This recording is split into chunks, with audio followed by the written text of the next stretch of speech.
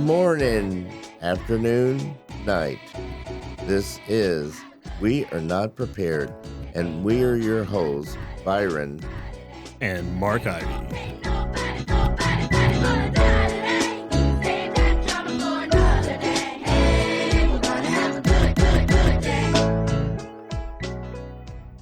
We are not prepared. I said we are not prepared. Today we're really not prepared today. We're not prepared today. Let's just do that the whole podcast. For 30 minutes, you get Mark and I singing Ebony and Ivory. Ivy. Black and white, baby. And we have a special guest. And she... Welcome back. Welcome back. Welcome back. Our first repeat guest. That's true. And it's only because we were paying her. Well, also... I'm getting paid for this? Oh, yeah. I got oranges over there. There you go. Oranges and apples. Ladies and gentlemen, back on the show. You know her as Fat Cat with a PH. You know her as Kit Kat. You know her as future Congresswoman Cat. That's why she's on today, to talk about her running for Congresswoman. Caitlin Hamilton, everyone. Good morning. Woo! Now, would you run for office? No. You wouldn't? No, I don't want that responsibility. Wait, why are you on then? What? I don't know. You just pulled that one out. Well, that's what Congress people do. Where did he pull it out of? His bag of tricks. Very nice. See, I'm so glad you're here. Okay. Hi there. Hi, Byron. All right. So word for the day, transparency. So yes, we're going to get naked episode. It is hot in here. I'm just going to start ripping my clothes off, unless your daughter comes in here, and then... Put them on. Yeah, we got my 4-year-old in the producer office with some coloring books. Jasmine has been waiting forever to bust those out, because what if there's a kid that needs to be entertained? And nothing is better than what, Caitlin, the other day, someone needed a Tide pen, and I had a Tide pen. And so, I'm that guy, I'm not Mr. Pocket Knife guy, but I do carry a pocket knife just in case someone's like, does anyone got a pocket knife? I do! And I get so excited to have it, you know? Do you remember the Price is Right show? Come on down. And they would ask, stuff that people had, the weirdest stuff. Do you have, a compass? Anybody have a compass in their purse? That's not Price is Right. That's Wayne Brady, son. You're talking about deal or no deal, or yeah. Oh, that's right. Deal or no. Let's make a deal. Yeah, let's make a deal. Let's make a deal. Thank you. Did you know either of these? No. Cat? No. Do you remember on familiar. airplanes back in the day when they would do, does anyone have a quarter from 1982? I do remember that. Yeah. I do remember that. I didn't until this moment. It just flooding. That was pre 9/11. They don't do that anymore. PTSD. How are you, Kat? Good. How are you? Good. So do you want to hear about transparency? Yeah. You do? Because that's what marriage is all about, Caitlin. We're not marrying here. Caitlin is getting married next month. Yeah. Shh. That's not public information. That's not? No. Well, we have a listenership of 2, so unless one of those people want to expose you. So, okay. You're keeping it a secret? Yes. How come? Because we're not really having a wedding. So we've told our parents and grandparents, but not the general pop. You really would do well just being a hermit living in a cabin by yourself when you... Yeah, that sounds great. And I could tell, just living in a mountain, you and your whoever this guy is, but you're going to do something in the future. I've made it all up. We're not going to be transparent about Yeah, that. if you ever decide to go blind, you're going to make a great blind person. Thank you. Just stuck at home, not going anywhere. You'll be like, this rules. This rules. I would be. No, I'd get antsy. Because you are afraid of the world. So what better way than not to see the world, Am right? I afraid of the world? Are you? Am I? Let's get into that. Well, You're afraid of something. I'm afraid of lots of things. What are you afraid of, Byron? Don't say white people. No. I'm afraid of meaningless. I'm afraid of heights. I'm afraid of. It's really interesting. I like water. I like going to the ocean, but I actually have a fear of water. And so I'm getting ready to start doing swim lessons. Water is terrifying. It's the most beautiful thing, like you said, when you look out into the ocean, and then you like see tsunamis or something, and you see that ocean in a whole nother way. We were just talking about tsunamis in that the Turkey earthquake. It didn't cause one, but most of the time, all the deaths from an earthquake come from tsunamis. Yeah, and the animals like go to high ground 30 minutes to an hour before the tsunami hits because they know. So if I see a cow on a mountaintop, you better follow that cow. Heading for but you're afraid of heights, so you're going to be screwed. That's true. I'll just be in the middle. I think I'm afraid of some new situations. You ever afraid of new situations? All the time. All the time? Tell me one. Like all of them. Okay. I can't think of a specific example right now. You know that every time I speak in front of a group or DJ, I'm afraid. You're afraid that they won't dance at a wedding? I'm just afraid of the whole having to interact with them. I mean, the whole... So why do you do it? Because I really like it once I do it. It's kind of like once I walk through that fear, I really like it a lot. But there have been times where I'm close to like barfing that I'm so nervous being in front of a group of people. See, so that fear is what is actually I love adrenaline, right? So I love heights. I love almost everything I love everything you're afraid of. And so I am afraid at like the walk up to a microphone or something, like whether it's to speak in a group of people, whether it's to do stand-up comedy, the walk up is terrifying, but it fuels my adrenaline, which turns into excitement. Mine does too. Yeah. Get this one. I'm afraid of.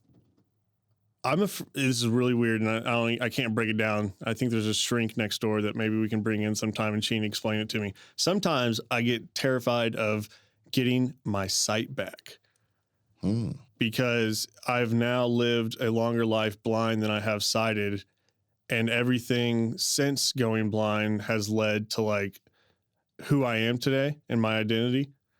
And so sometimes like I freak out of like if there's a cure. First off, I would for sure get the cure. Don't get me wrong, but that's such a big part of who you are is your blindness. But it's weird to tell people that because it sounds crazy, but it's like who would I be or what would I do? That's good stuff. You? I don't even know. What you're afraid of? Lots of stuff. Yeah. Crowds, public speaking, spiders. In that order? No, spiders are probably scarier than crowds. They are. They don't talk back. So don't tell me where they are. When you were like a teenager, were you really shy? Yeah. I've been painfully shy for a long time. And so when Caitlin showed up to work, yeah, she was like shy and everything, but that's just because it's like, oh, well, it's what new employee on their first week isn't shy? But I had you pegged as like completely wrong. Completely Mrs. High School, Mrs. Sorority, like, too many friends because that's how you interact with me. So you mean blind people can be prejudiced? I don't know. I think it's just the wrong. I had a hunch. Is a prejudice. I had a hunch and it was wrong. It's a prejudice. Okay. You prejudge what she was like. But it was because the way she interacted with me, and we were almost immediately friends. That's just your excuse. You prejudge this woman. I'm sorry for that. Okay, let's clean this up right I'll work here. on forgiving you. Okay. If you're going to run for Congress, you better get this straight. You better fight the shy demons because you're going to be on the floor talking about the bills that you have. Don't worry, no one pays attention. That's probably That's true. the safest place for Right. you to talk because they're all like reading newspapers and Right. not there, eating lunch, whatever they do. Yeah. So, There won't be a lot of Trading attention. okay, Dogs. so spiders, crowds, Public speaking. public speaking, fear of success. Not afraid of success. You Afraid of failure. afraid of failure? I fail all the time, so I'm pretty used to it. Yeah. I'm I'm like not afraid of small failures. I'm afraid of not like having my life together failures. And so your life together would be Just security and stability in general. Mm. So alcoholism runs in my family, so I'm terrified of becoming an alcoholic. That would be a failure in my opinion. You ever had a drink? Yes. Not since before I was 21. really. Mhm. So we're together. Mhm. So when were you 21? 3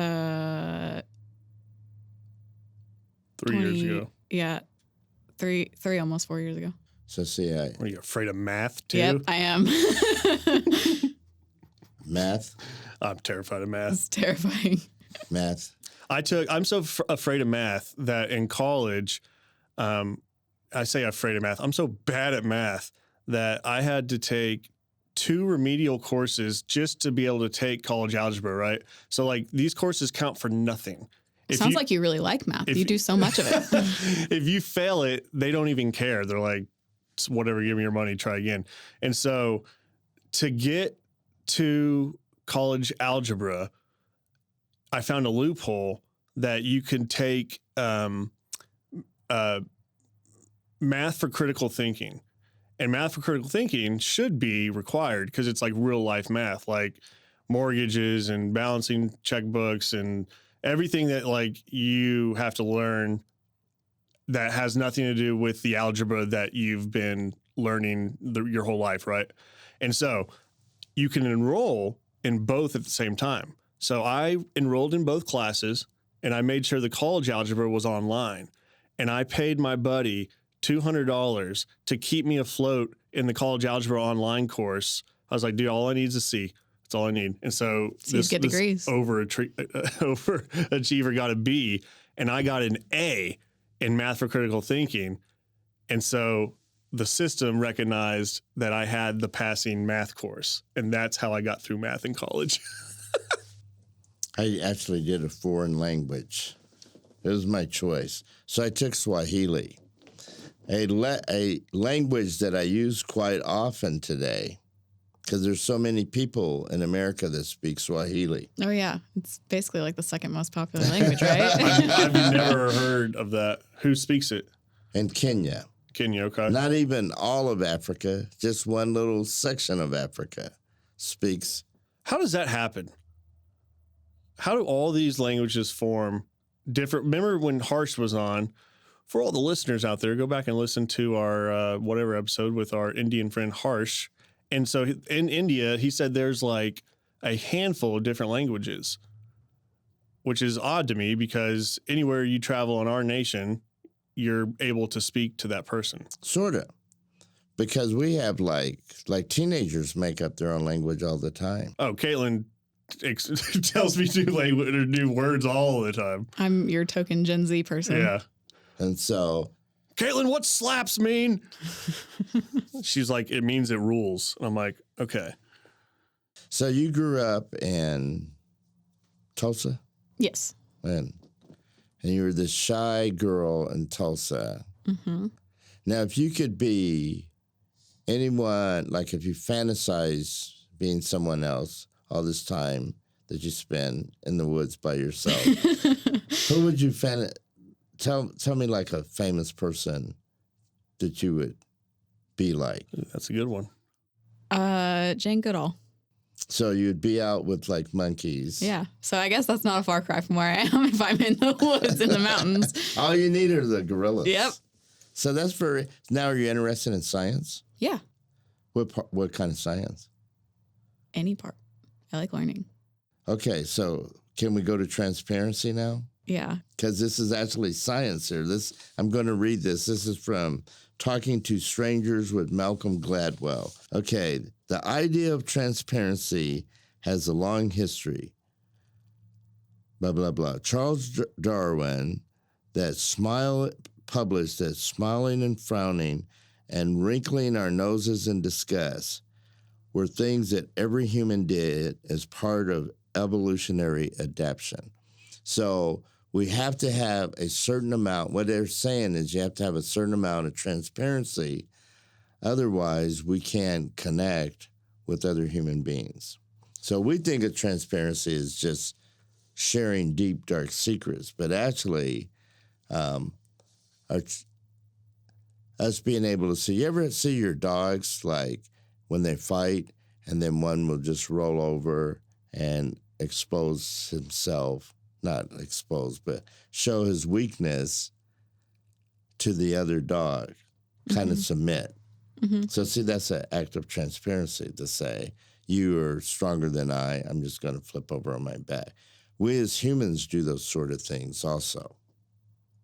So what's the difference between submission and transparency? Well, transparency is seen. Right, but what that example sounds like submission. But it is, but it's also an act of transparency. So maybe if the dog is barking like, rah, rah, so it's putting up a front like, I'm going to kick your butt. But then the other dog is closer, and so then the dog rolls over on his back, and in an act of transparency goes, okay. Just kidding. I don't want this. Yeah, I don't want this. And so we do that as humans also. Doggy style. Yes. Doggy style. So it is. So for me, that was just a fascinating. I need to read some Malcolm Gladwell books. He's got a lot of, he's a deep thinker that idiots can relate to. And he puts a lot of science and research behind his stuff too. And we had to read Outliers for a class in college, and it's pretty cool. Tipping Point was his first. I haven't read that one.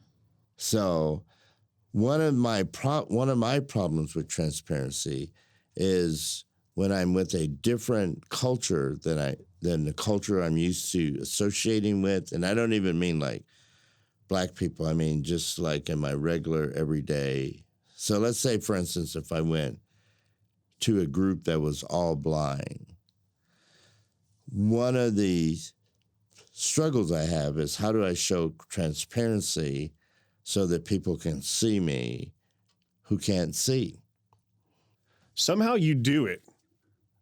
I don't know how, but you, and this isn't just coming from me, but you have a lot of interactions with blind folks at New View, and you've held, you've done like little classes with only blind people.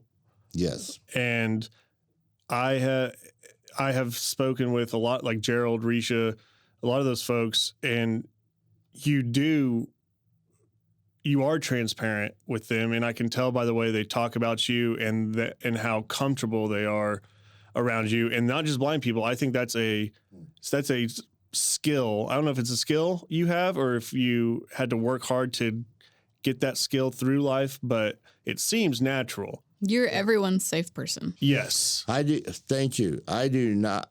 It does not come. How annoying is that? Not at all. Okay. I just try. So I do try to allow myself to be seen, which is hard. I mean, sometimes because there's parts of me I don't want people to see, but I think it's important that they see those parts. And so, like, one of the words that always gets me the most uncomfortable is when people will say, you're a good man, or you're a good person. I get squirmy with that too. Because inside I don't feel like a good person. And so I try and show as much of myself as I can just so I can take that away. Did that make sense? Yeah. I You're showing your relate. belly. Huh? You're showing your belly. I'm showing my belly. I'm rolling over to people and going, Rub it. I relate. Yeah, I scary relate to that. And Caitlin, you walk a fine line of marketing for a group of the blind community, right?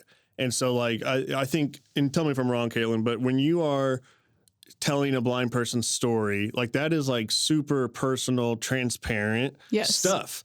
And it can easily be, and I've seen this in just the history of me being at New View, like, if you don't have the right marketing person that isn't relating to that human on a human level, then it becomes, and I'm not saying it's always with gross intent, but It's so easy to make it a sob story, yeah. but it's not. And it shouldn't be, because that's not what we're here to do. And B, you don't get to be working at New View or participating in New View programs without having that push of being better. let's stop and come back, right back. We'll be right back. Don't change that dial. This is, We're Not Prepared. We'll be right back. Part two of our guests. Introduce me, Mark. Congresswoman Kat is back. She's gone nowhere, actually. But part two, your third episode, the three-peat, baby. So, at our last episode, you made me, because we were talking about like being safe to share and talk. It is interesting that, because in our last episode, if you were not listening, Caitlin says that she would rather be on a mountain with a gorilla than with people. And so, going on that theme, it is interesting because you are probably one of the safest people I have been around to just be around. Thank you. I second that.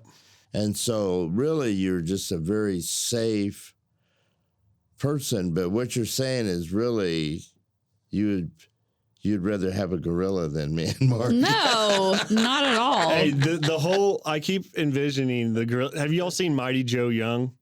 Yes, don't start telling. I'm not, but is it Charlize Theron or whoever's I don't know. Whoever's in that connects to the gorilla, and just, it's the gorilla and that girl and they're buds and they just hang out the whole movie. I can now just see Caitlin and this gorilla who's stomping everyone just stop and look at Caitlin and be like, come get in my palm.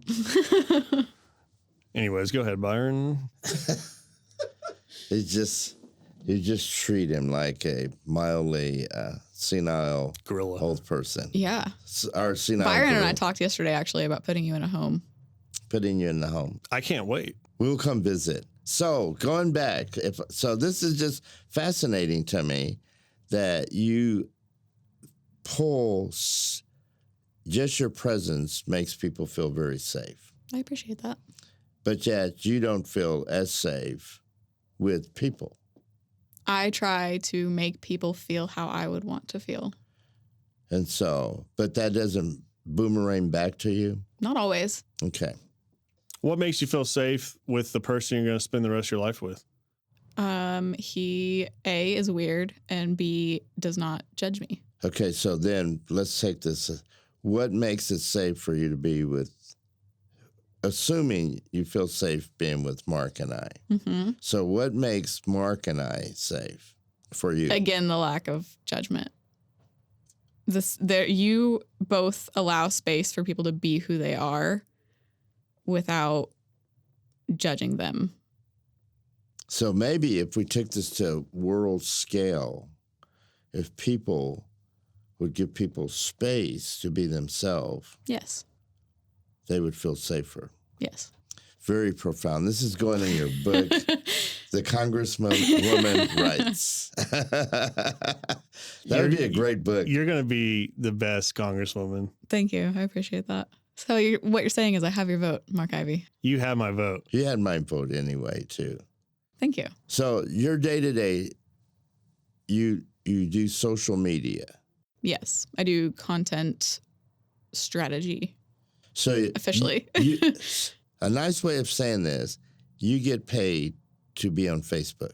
I do. And it's not all it's cracked up to be, you know. I tried for like the month of January to get off of social media because it's nice to take a break every now and then. And you can't do that when you are managing social media professionally. So. No. So do you just scroll and look at what other people are putting on, or are you just constantly putting content on? It's a mixture of both. So interacting with, specifically in my job, interacting with other organizations and entities that are doing what we're doing. DRTC is one that we like to interact with quite a bit because they have a similar mission. And then also posting our own content. Because if you foster that relationship of interacting with each other, it kind of helps lift each other up. DRTC, Dale Rogers Training Center. Yes. Right. They're also a nonprofit in Oklahoma City. So let's say your boss comes in and says, this is the greatest Facebook quote in the history of humankind. Post it. But in your mind, you go, this sucks. What would you do? I would post it. I have an immense amount of trust in my boss that she knows what she's doing and will not steer me wrong. What if you didn't, though? What if it wasn't Ashley Howard, the GOAT? That's a good thing. She is the GOAT. Greatest of all time. GOAT, yeah, GOAT means greatest of all time. I know. I don't know. I don't know how I would handle that. I think you'd post it. Probably. I think 10 years from now, you wouldn't. Well, 10 years from now, I'd probably be my boss, right? You're going to be a boss in 10 years? Look at Maybe. you. We'll see. So you're going to run for governor. I'm going to run for freaking president. You heard it first here, ladies and gentlemen. We are prepared. Caitlin, what's it going to be? It's Williams. Williams. It's not yet, though. Congresswoman. Remember, we're not talking about that. Oh, yeah. I am getting married, but it's a secret win. Okay. So I have to move this because our time is coming to an end. So today, I just made this up. As a dog, the insights I get are amazing. Today, go out and become aware of someone with a disability and some of the struggles that you would have if you had that disability. And if you're afraid to go find a human with a disability, go find a 3-legged dog. That is true. Go find a dog that doesn't bark but moves. That dog's got some issues. So See, I thought this was a good idea, and you're just like dogging my... I'm saying if you can't start with a human and you're more comfortable to start with a dog, start with the dog and work your way up to the human, Byron. I'm trying to give these people a game plan Okay. to make the world a better place. Does that How sound- about you shouldn't be afraid of people with disabilities? Let's talk about why you're uncomfortable talking to people with disabilities. That's a great... That is a great point. I should know that I should have some type of answer to that since I've been on both sides of the fence. Like when I was sighted, I was not as comfortable. I have always been. So who I am today is still who I was before I lost my vision, but I have gained a lot since losing my vision, and transparency in that, and folks who, whatever their disability is or whatever their issue is, I am not just comfortable, but I do seek that out but I can't tell you why outside of I know some of what they're feeling. I seek it out, but I do have fear. And my fear is how to approach people in a way that is approachable, if that makes sense. Like some people with disabilities would like a lot of help. Others are the complete 180 degrees opposite. Mm-hmm. And so not knowing, like how to do gauge that. Yeah, how to figure out. Like I remember at first meeting people with disabilities, and I would catch myself going into baby talk. Mm-hmm. Like, how are you doing in your chair? And then I realized they had like a doctorate in like poli-science and we're like geniuses. Yeah. And I still get, I'm not any of what you just said, but I still get baby talk and stuff, or that cane is really neat. And I was just like, oh yeah, you want it? Is that how neat it is? And Yeah, and see, that's just the uncomfortableness of being able to. Yeah. And so you got to put yourself out there and go, like if I was walking you, would you rather me lead or would you rather would you rather just grab a hold of my elbow and me lead, or would you want me to guide you? I mean, I know there's been a lot of dog talk, but you're not walking me. I'm not. I'm not your dog. Thank you. You would guide me. See, I would guide and so you. that's a good point. So like it's called sighted guide. And so great point. If you run into someone who is blind, and I know there's a million disabilities out there, but this one specifically, if you walk up to them, that's a great icebreaker. Hey, how you doing? Do you need assistance? And if that person, 99% of the time, they will understand what that means. Blind people have been trained not just to navigate themselves with their cane or their dog, but also with another Other person. people.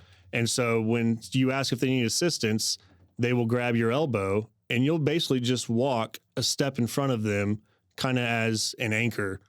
And so like if there's steps coming up, you're like, hey, we're about to walk up some steps. But we feel everything a step early because of that person a step ahead of us guiding. Right. Oh. And so like you can tell us the stairs are there. You also don't have to, because we're going to feel you walk up the stairs and we're just going to follow with you. You open a door. If it's the left door, hey, I got the left side of the door opening. And you can feel that. Yeah. Or I got the right side of the door opening. You walk in wherever you're going and you briefly explain where we are, what you're doing. And then once you're in the building or wherever that blind person needs to go, where do you need to go from here? Right. Because just taking someone to a random place and then leaving, that's the same. Now they're in the same situation. So that is a great way to approach someone who's blind, and they'll maybe say no, right? And you don't even have to walk away after that. You can still, we like to, shoot the breeze too. Hey, did you see that game last night? How about this weather? So you don't all the time have to talk about your disability. No. But it is a great icebreaker to say, do you need assistance? Just like you wouldn't want people to just come up and just talk about you as a woman and not. I want them to talk about me as a congresswoman. As a congresswoman. There she is. Ladies and gentlemen, we got to jump out of here. Thank you very much, Kat, for coming and visiting. Thanks for having me. Appreciate you, Caitlin. Which would I you think rather? that's the first time you've said my full name on the, So I on the call you. He's podcast. Caitlin. I'm Kat. Which one do you? I don't care.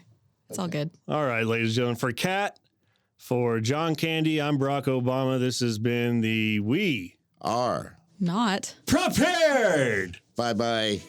Have a good, good, good day.